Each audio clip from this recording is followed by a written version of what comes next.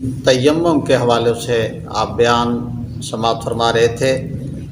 آج ہم اس بات کی طرف مطالعہ کریں گے اس چیز کا کہ کس چیز سے تیمم جائز ہے اور کس چیز سے تیمم جائز نہیں ہے۔ تیمم اسی چیز سے ہو سکتا ہے جو جن سے زمین سے ہو، اور جو چیز جن سے زمین سے نہیں اس سے تیمم نہیں ہو سکتا۔ جس مٹی سے تیمم کیا جائے گا اس کا پاک ہونا ضروری ہے، نہ اس پر کسی نجاست کا اثر ہو، نہ یہ ہو کہ محض خشک ہونے سے اثر نجاست جاتا رہا ہو۔ جس چیز پر نجاست گری اور سوکھ گئی اس سے تیمم نہیں کر سکتے اگرچہ نجاست کا اثر باقی نہ ہو، البتہ نماز اس مقام پہ پڑھ سکتے ہیں۔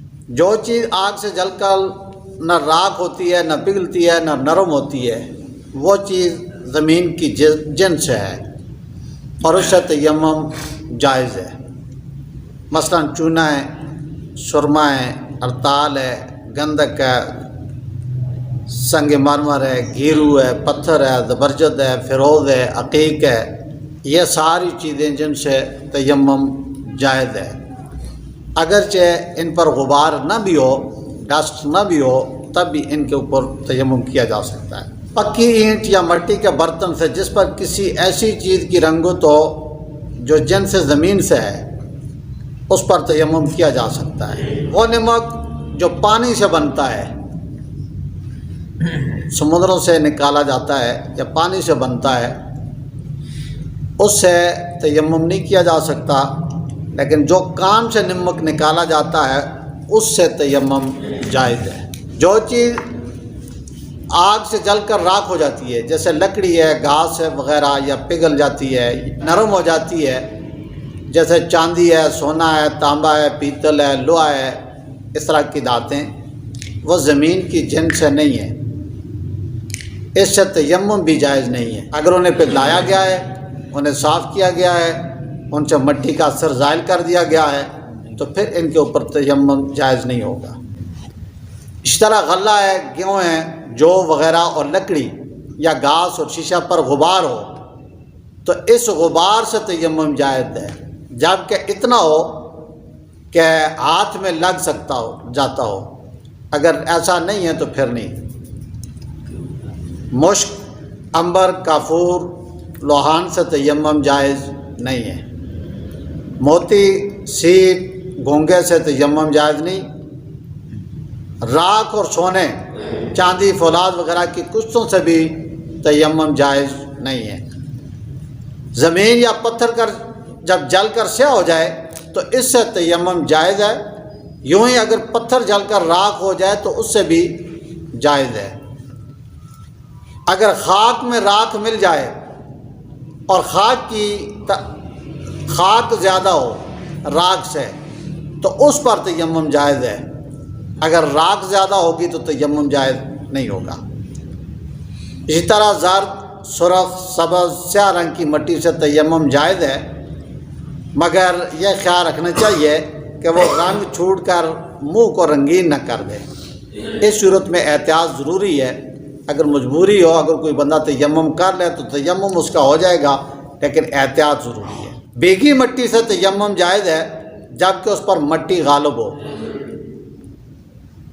مسافر کا کسی ایسی جگہ سے گزر ہوا کہ جس مقام پر ہر طرف کیچڑ ہی کیچڑ ہے اور پانی نہیں کہ وہ وضو یا غسل کر لے، تو اس کے لیے، اور کپڑے میں بھی غبار نہیں، تو اسے چاہیے کہ کپڑا جو ہے نا وہ مٹی کے اندر، کیچڑ کے اندر ڈبو کر اس کو گیلا کر کے خشک کر لے اور اس کے ساتھ وہ تیمم کر لے۔ اگر ایسی صورتحال نہیں ہے، جلدی ہے، ٹائم تھوڑا ہے، تو پھر وہ مجبوری کی صورت میں کیچڑ کے ساتھ بھی مٹی موجود ہو تو اسے تیمم کر لے۔ شرط یہ ہے کہ مٹی اس پر غالب ہو۔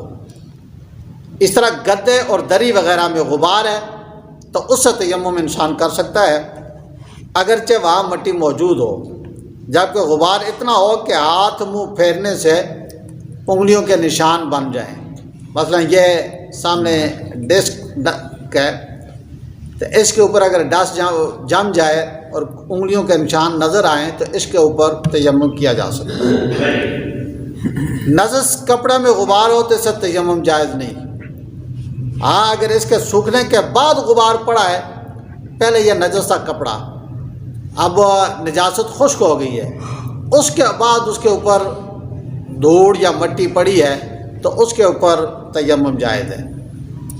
اس طرح مکان بنائے یا گرائے جاتے ہیں تو جس وقت گرائے جاتے ہیں تو اس وقت گرد مٹی اور دھول اڑتی ہے اور منہ اور ہاتھوں پر پڑتی ہے، تو انسان تیمم کی نیت سے منہ اور ہاتھوں پر مسح کر لے تو اس کا تیمم ہو جائے گا۔ جس جگہ سے ایک شخص نے تیمم کیا اسی مقام پر دوسرا شخص تیمم کر سکتا ہے۔ یہ جو مشہور ہے کہ مسجد کی دیوار یا زمین سے تیمم ناجائز ہے یا مکروہ ہے، یہ بات غلط ہے۔ مسجد کی دیوار سے بھی آپ تیمم کر سکتے ہیں، اس کے فرش سے بھی آپ تیمم کر سکتے ہیں۔